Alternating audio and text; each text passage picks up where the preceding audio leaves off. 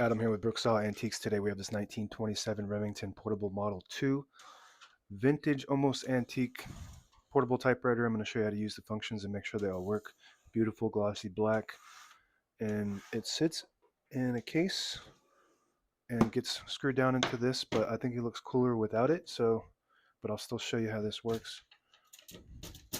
So it sits on top of these little prongs, and then it gets screwed down on those four, and then has a lid that just kind of fits into the back, but you have to lock the carriage first, which is through this, like that. So you hold in this lever all the way in the back, and then you push in the right knob, and that locks the carriage in the middle. And you can close the case, it fits perfectly in there without very much room at all, so it's nice and tight, and then snaps down. Got this 3D printed handle because the original was missing.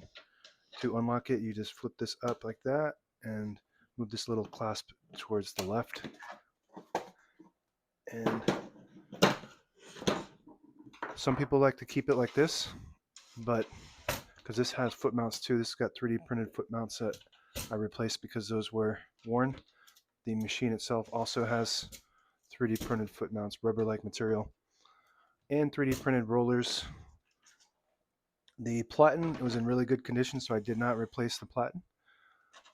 These often get replaced. Back when they were doing service, they were easily replaced. A little bit harder to replace today. So I'm going to show you how to use all the functions and make sure they all work. Margins are located behind the carriage here, and you just tilt the end side and you can move them. I'm just going to keep them close to the edges. This is the left, this is the right. And this is a very cool and unique machine. This will, if you pull out this little lever here and rotate it towards the back, it lifts the keys. Otherwise they're locked in a down position. You can't type with them until you lift them up like that.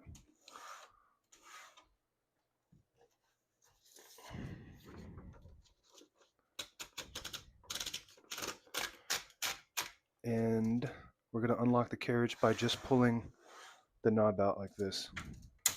So that unlocks the carriage. Now you can't put it back in the case when it's out because that knob is too far extended and it won't fit. So you do have to lock the carriage just to get it in the case. And if you load the page a little crooked, then you can straighten it with the paper release back here. You flip it back and it releases the rollers underneath. So it allows you to straighten that page nice and straight.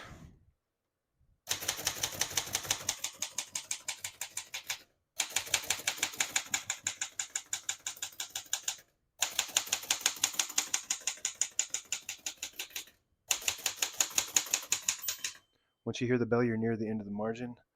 Hit this line space by pulling it towards you, skips one space, and push it towards the beginning to get back to the front.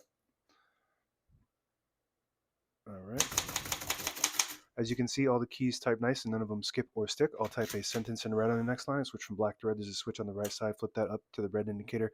Prints the bottom portion of the ribbon, which is red. When you move it down to the blue indicator, it prints the top portion, which is black. We're going to move that up for red.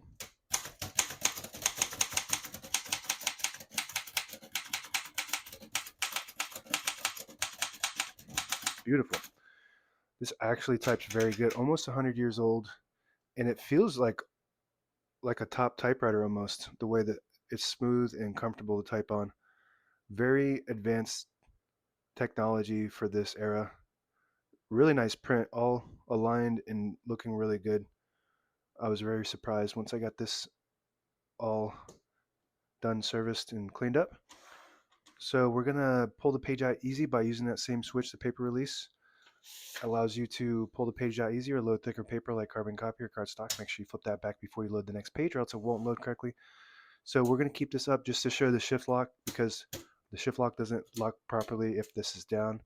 Got a shift on the right side, shift on the left side, and a shift lock on the left. To clear that, just hit the shift button again.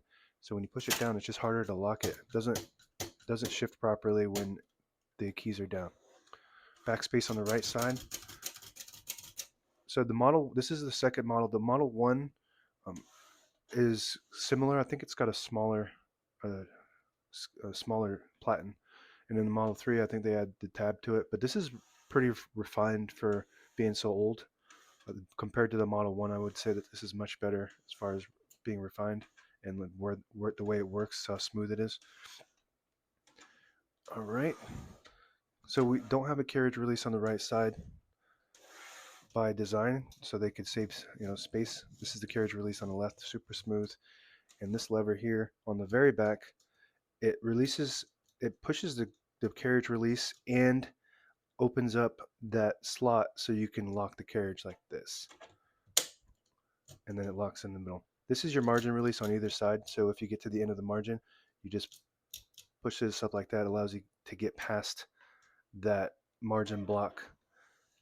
And if you push this in, it'll reverse the ribbon direction.